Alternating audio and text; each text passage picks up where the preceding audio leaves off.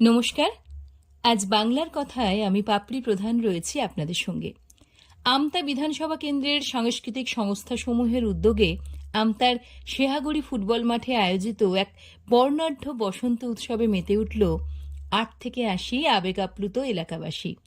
বাংলার শ্রীখোলের মাধ্যমে এই উৎসবের শুভ সূচনা হয়।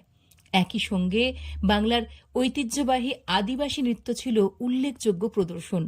উৎসবের উদ্বোধন করেন আমতা কেন্দ্রের মাননীয় বিধায়ক সুকান্ত কুমার পাল মহাশয়। উপস্থিত ছিলেন জয়পুর থানার ভারপ্রাপ্ত আধিকারিক সঞ্জয় পাল প্রমুখ। এই উৎসব মুখরিত প্রাঙ্গণ বর্ণে গন্ধে সোয়াগে গীতিতে হৃদয়ে দোলা দিয়ে যায় 11টি সাংস্কৃতিক সংস্থা।